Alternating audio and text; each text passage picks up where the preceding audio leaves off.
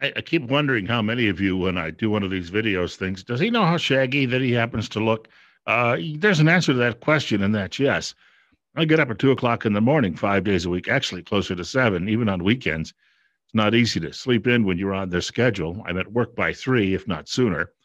And often I just slap a hat over the bed head and come to work. And clearly, I need a bit of a trim. Yesterday, I was at lunch with a couple of lady friends, and here I am looking like Grizzly Adams, but I'm wearing a $65 shirt. So I realize some of these juxtapositions. Anyway, just wanted to drop a couple of lines this morning about some things we have coming up. But first of all, my city council defeated a mask mandate last night, which just a week ago looked like it was going to sail through to passage. A week ago, it sounded as if there was going to be a 5-2 decision in favor of it.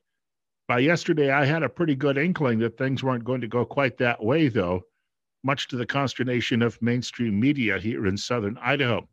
It's because our mayor dropped into the studio, and she's the most conservative member of that body by far. And she was telling me the public reaction she had was about 80% against the mask ordinance and about 20% in favor of the mandate. Those 20% work in medical professions or at the local college. And of course, those are the type of folks at the academic level who think they have to tell everybody else how to live. What I found interesting was there's newspaper coverage of it today, and they have a great big photograph showing you the crowd. 260 seats, and I think there were 5 that were empty at the meeting, and then there was overflow in the hall and outside the building as well on a very cold day. It was interesting because Ammon Bundy showed up from his home in Emmett on the other side of Boise, and he got up to speak outside at a pregame rally, and he said it was warmer when he left his house there to the north, considerably to the north, and he got here and was surprised just by how cold it was. Didn't deter the crowd. A huge number came out despite the weather. Just a week ago, we were in the mid 70s with sunshine. But in the newspaper story, and this is why I have issues of beef with mainstream media, because they let the op-ed page seep into the front page news stories any longer. And the writer's a kid who's probably never even had to pay a mortgage. And he is writing about, well, in other words, going to lecture all of those old conservatives out there who don't know what's good for them. And he mentions in the body of the story, the main body of the story, how you had medical professionals who spoke in favor of the mandate. But then he says, but outside of the medical community, most people attending the meeting in person were against a mandate.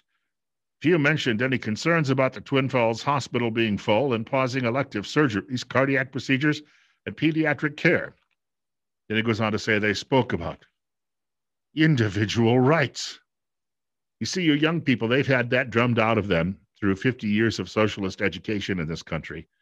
The Frankfurt School and its allies have really managed to turn around a lot of these young folks to the point where they just don't understand the whole constitutional basis of this land. There was a woman, she teaches it, or rather not teaches, but she's one of the trustees at the local college. And she was on record last week as saying she believed that constitutional rights had to take a back seat to keeping students and faculty and staff at the college safe. Now, I don't know if she had to take some sort of oath when she got that job after she was elected. It's an elected position. But if she did, I'm going to guess there was at least some reference to the Constitution. Generally, that's how oaths work. I worked in one government job way back in the 2000s, first decade of this century, I'll put it that way. And I had to take that oath. I had to raise my hand and swear that oath to the Constitution of the United States.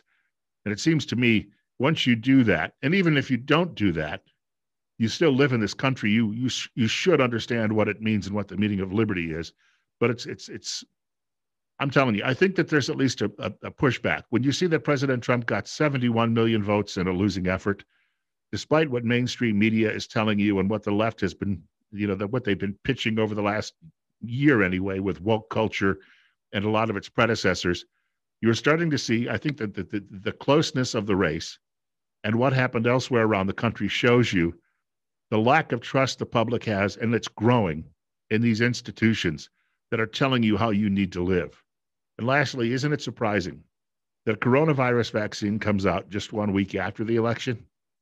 Can you imagine what would have happened if we'd gotten word of this a week before? It's been a 4-year setup. That's all I can say. Put that one in your cap. Hold on to that, because we're going to need you. Whether you're informed, angry, or just ready to whoop the liberals' butts come 2024 and 2022, Put that in your hat, save it, and don't forget. If you like our videos, click on the subscribe button above and leave any comments in the comments section below. My name is Bill Colley. I host a radio program called Magic Valley This Morning in southern Idaho. You can hear that at News Radio 1310 KLIX, which has a companion website, newsradio1310.com. And I'm on the air Mountain Time between 6 a.m. and 10 a.m. Monday through Friday.